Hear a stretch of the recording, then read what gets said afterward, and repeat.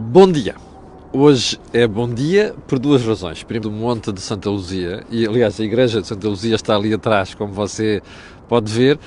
Vieira do Castelo é um sítio que eu gosto bastante e é uma cidade onde eu já venho há muitos anos, e não me canso de voltar cá. Aliás, percebe porque o cenário é absolutamente maravilhoso. Mas é um bom dia também porque está um tempo maravilhoso. Olha, estão aqui 15 graus, consegue estar de blazer e camisa na rua, embora estejamos bem no norte do país. Ora, estamos quase no final da semana, portanto, coragem para aqueles que aguardam ansiosamente pelo fim de semana. E nós vamos à cor do dinheiro de hoje, que é a cor do... E sem mais delongas vamos lá à agenda de hoje, que é uma agenda bastante extensa e muito complexa em alguns dos assuntos a tratar. Então, como quase sempre, começamos pelo período antes da ordem do dia e pela história, por repescar um assunto que eu comecei. Eu raras vezes vi no país tanta raiva por parte do poder político em relação a uma decisão como vi ontem. Isto é muito bom sinal. E eu já vou explicar porquê. Primeiro, o processo que levou o metro de Lisboa a aprovar a linha circular foi tudo menos claro. Segundo, a treta do não sei quantos fundos comunitários e que vai valer 83 milhões de euros. Meus amigos, don't be fooled, ok? 83 milhões de euros não custa 1 quilómetro da linha do metro, ok? Onde vai ser feito. Por causa dos 83 milhões de euros, se devesse continuar uma obra, sobretudo por causa do custo do resto da obra. Quarto, a linha, como foi pensada, e pelos sítios onde vai passar, tem problemas técnicos gravíssimos. Bom, o último ponto, o mais relevante de todos, eu vou repetir o que disse ontem. Não acho graça nenhuma quando há ligações à periferia que são mais urgentes. Ponto final. Não acho graça nenhuma.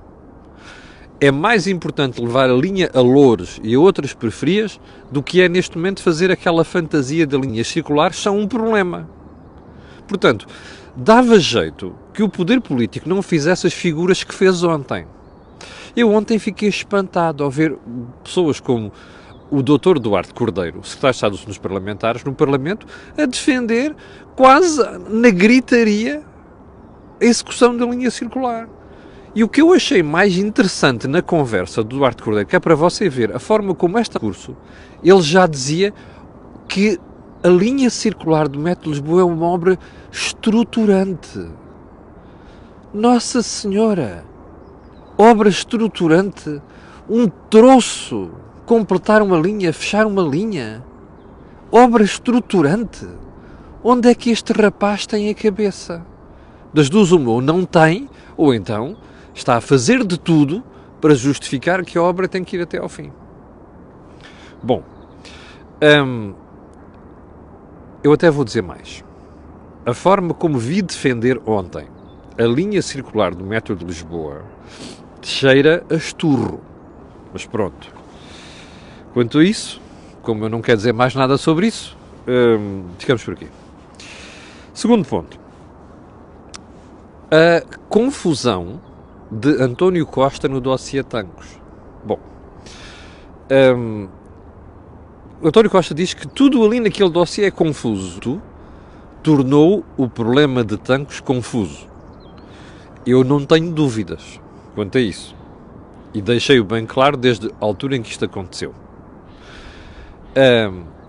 Compreendo que o Primeiro-Ministro, que se embrulhou naquela matéria, juntamente com o seu querido Ministro da Defesa, que tentar passar a imagem de que tudo aquilo é confuso. Eu acho que a confusão está na cabeça do antigo Ministro da Defesa e na cabeça do Sr. Primeiro-Ministro. Eu não acho investigações escondidas, declarações falsas, que não sei quem não sabia, diabo 4, afinal vem a saber que se sabia. Bom, eu neste momento, se eu já tinha poucas dúvidas, neste momento não tenho dúvidas que o Primeiro-Ministro soube muita coisa. Inclusive coisas que diz que não soube.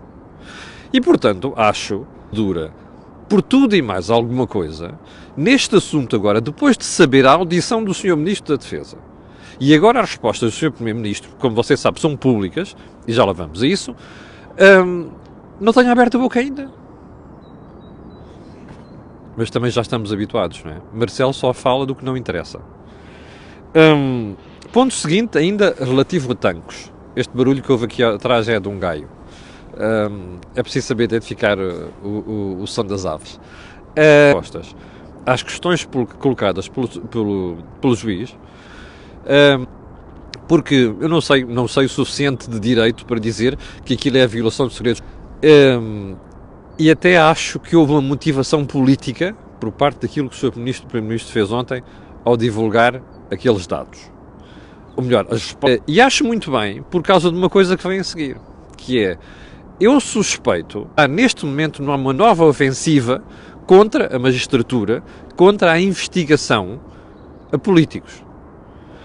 E, portanto, acho muito bem que o Sr. Juiz Carlos Alexandre tenha colocado esta matéria ao Ministério Público. Ponto seguinte. As lamentáveis declarações da Sra. Ministra da Saúde, que é uma tonta autêntica, sobre o coronavírus e o impacto que isto tem. Mal. Vamos começar pela Ministra da Agricultura. A Sra. Ministra, a uma certa altura, a falar sobre o assunto, diz assim, não, isto até pode ajudar a economia portuguesa, pode até aumentar as exportações para a China. Bom.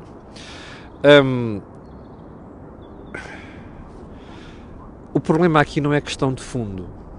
A questão de fundo está certa. Porque, de facto, se nós formos inteligentes, podemos utilizar uma desvantagem e virá-la ao nosso favor. Que até é utilizar, ou melhor, pegar num problema recorrente dos políticos. É um problema recorrente em Portugal. O que eu acho espantoso aqui é como é que quando estas coisas acontecem com este governo, ou com governos de esquerda, aqueles fofinhos, Eu ainda me recordo de um célebre ministro chamado Carlos Borrego, já fiz aqui referência a ele uma vez, aliás, várias vezes. O ministro de Cavaco Silva ter sido demitido por uma piadinha mal feita sobre reciclagem de alumínio e pessoas que tinham morrido na hemodiálise. Portanto, aconselha-se aos ministros, se não tiverem assessores à altura, pelo menos pensem duas vezes naquilo que vão dizer. Bom, vamos então à agenda 2, propriamente dita. Ontem ficámos a saber de um conteúdo de um despacho que foi a propósito de procuradores terem manifestado a vontade de ouvir o Presidente da República e o Primeiro-Ministro no assunto Tancos. E aquela decisão foi bloqueada. Não me parece bem que, pelo cargo político, alguém fique isento de responder a questões importantes sobre a governação ou atos do poder político. Bom, parece a balizada possível disto, mas estou a utilizar, olhei para aquilo, parece-me preocupante, e como já vi outras pessoas da área do direito pronunciarem sobre isto, estou aqui a comentar. O que aquilo configura, em última instância, é a possibilidade de quem está cá em cima limitar a investigação quando estiverem em causa interesses políticos ou pessoas ligadas à política. Você dirá, não é bem assim. Eu não gosto do direito quando depende da interpretação que uma única pessoa faz do assunto. Para isso já me chegam os juízes. Não preciso que seja um Procurador-Geral da República, que por acaso é nomeado por políticos, me venha dizer que aquela pessoa não pode ser ouvida por causa da dignidade do seu cargo, que é Presidente da República, que é Primeiro-Ministro. Isto é abrir a porta a que a justiça seja controlada pelo poder político. Sim, é. Depende da cabecinha que ele estiver. Eu não tenho nada contra a doutora Lucília Gago, em concreto, mas é nestas alturas que fico a pensar que, se calhar, a substituição da doutora Joana Marques Vidal, da forma como foi feita, imposta pelo Sr. Primeiro-Ministro, a um Presidente da República que não esteve no sítio para dizer que não, Bom, se calhar também não foi um problema só de não os ter no sítio, também se calhar deu jeito, não é? Que a doutora Joanas Marques Vidal tivesse saído dali, sei lá, uma decisão próxima talvez, os amigos, sim, os amigos, mas sei lá, BES, Ricardo Salgado e Companhia Limitada. Bom, ficamos por aqui. Se calhar deu jeito, não é? A verdade é que nós estamos perante uma situação em que há uma série de pessoas de peso, não é só o Ministério Público, que dizem assim, isto abre a mão à possibilidade do poder político estender assim o seu bracinho e dizer, espera aí, não mexes naquilo, não chamas aquele. Foi aquilo que aconteceu com o Sr. Presidente da República e com o Sr. Primeiro-Ministro. Bom, ponto seguinte. O PSD, vou voltar ao assunto, sim, para o odioso dos meus amigos do PSD, vou voltar ao assunto. O PSD, neste momento, vocês não fazem ideia da brutal imagem que está aqui com o partido à deriva. Claramente à deriva. Eu ando a tocar nisto há vários dias, ontem, e já pensava não voltar a mexer na matéria. Mas ontem, ao ver o que se passou no Parlamento, com as propostas de baixa IVA, não baixa IVA, agora é isto, agora é aquilo, primeiro a quarta despesa, depois é a substituição disto por impostos verdes, não sei o quê, ontem veio mais uma, espera aí, não, afinal, mas vocês dizem que isto tem um impacto muito grande no orçamento, então a gente faz uma coisa, em vez de consagrar isto em julho, passa para outubro, são só 94 milhões, são só 94 milhões este ano, e depois no próximo ano. Eu vou-lhe dizer o que é que o PSD devia ter feito. Só para um grupo e para os outros não. Número 1. Número 2, devia ter dito que a baixa do IVA tinha de ser compensada com corte de despesa. Ponto final. Não era meter-se em outros impostos, em contrapartidas de aumento de receita, não sei o que. Bastava ter feito isso. Você dirá, então isso é maluquice, são 700 milhões de euros a menos. Pois, anos para baixar isto. Agora, vai arranjar a forma de cortar despesa onde quiser, que é para consagrar isto. O problema é que nem o PSD, nem o Governo querem ouvir falar em despesa, cortar despesa. O Partido Socialista nesta matéria. Literalmente foi comido de cebolada. Ontem, aquela jogada do passar para outubro foi para ver se conseguia ter a extrema-esquerda a seu favor. E é uma coisa que eu tenho para perguntar. Então, mas o PSD não tem autonomia? Não tem estratégia própria? Anda aqui ao sabor, uma questão destas, anda ao sabor do que vai dizer o PS, qual é o apoio do PCP, qual é o apoio do Bloco de Esquerda. Isto é uma estupidez. Ontem falei com duas pessoas da área do PSD, aliás, não é da área do PSD, do PSD sobre esta matéria, uma delas me criticou-me violentamente por aquilo que eu disse, e, não sei quantos, nós não dissemos isto, não dissemos aquilo. Bom, meus amigos, eu acho espantoso. De cada vez que alguma coisa corre mal na comunicação do PSD, nós não dissemos isto, não dissemos aquilo. Meus senhores, eu até sei que algumas coisas não disseram. O problema é a percepção que isto passa por caniço ao vento. E em segundo lugar, foi extremamente mal comunicado. Em último lugar, sujeitou ao PSD a estratégia de outros. Eu não quero isto. O PSD é um partido charneira na direita portuguesa. E eu que voto à direita não quero isto. Ponto final. Não quero. O PSD está à deriva. É uma vergonha o que está a passar com o partido. Um dia destes acordam e há pouca gente à vossa volta. Garanto-vos. Bom, já agora uma coisa. Até nem percebi muito bem como é que, até do ponto de vista de comunicação, o PSD perdeu uma oportunidade fantástica de dar uma pantofada no baixo ventre do PS. Então, espera aí. Você ouviu gente do PS e do Governo a dizer nos últimos dias à exaustão, eu vou dizer ad nauseam, ok? À náusea, dizer, baixar o IVA da luz, isto é eleitoralista, não sei das quantas. Espera aí. O Falinhas Mansas número 2, também conhecido por António Mendes, se trata dos impostos, mano, vamos proceder a uma grande baixa de impostos. Não foi o Falinhas Mansas? Então, espera aí.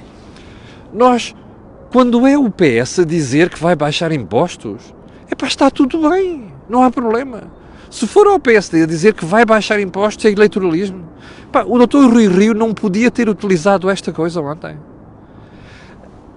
Toda a malda do PSD que fala sobre estas matérias não deviam ter pegado neste assunto ontem. Está a ver porque é que eu digo que o PSD é um partido à deriva, neste momento? E já percebeu porque é que o António Costa quis mesmo que Rui Rio continuasse à frente do partido? Estão das luzes. Houve um pormenor que passou e que deu um jeitaço ao governo. Sazonal, turismo, não sei o quê. Mas a questão não é essa. Aquele indicador, aquela absorção de desempregados, A absorção natural, quando se recupera de recessões profundas, como nós tivemos com a entrada da Troika, por causa do problema de termos ficado ao pé da bancarrota, este efeito está a desaparecer. Agora, o problema é que... E depois repara uma coisa, o preocupante que é, se o desemprego estabilizar em 6,5%, isto que está progressivamente a subir. Quem me está a dizer que estamos contentes com 3.400 pessoas em direto, eu quero agradecer, e quero agradecer também o seu apoio. Isto é preocupante. Mas, os próximos anos só podem ser feitos se a economia começar a funcionar de maneira diferente. Se a taxa... Poder falar amanhã. Meu Deus, como quanto é que a gente está de tempo já? Com 20 minutos e há aqui tanta coisa ainda para falar. Bem, o Ministro da Economia disse ontem que a economia não existe. Ok? Não digas isto. Primeiro, porque já há setores em que se começa a sentir alguma coisa. E em segundo, a gente não sabe o que é que vai acontecer daqui a 2 meses. Mas, ó Pedro Cisa Vieira, não faças previsões para futuro nestas matérias. Não é função de um governante fazer previsões sobre estes assuntos. É dizer assim, cá estaremos para ver como reagir se houver algum impacto. Nós já estamos sempre com muito pouco tempo hoje, mas só quero dizer isto. Você viu do que foi feito e até estão a reverter algumas coisas que andaram a fazer. Percebeu o recado? O Commerzbank tem sido das poucas instituições sensatas que nos últimos anos têm feito uma análise. Quero agradecer a sua paciência. Quero agradecer também aqui à malta de Viana do Castelo, que percebe sempre muito bem, GAs, por causa dos PME e de perceber quais são os problemas das PMEs. 12 de março vai sair aqui em Viana do Castelo. E, portanto, nós estamos a parar isto com as empresas aqui de manhã, cá estarei para lhe atazanar o juízo. Com licença.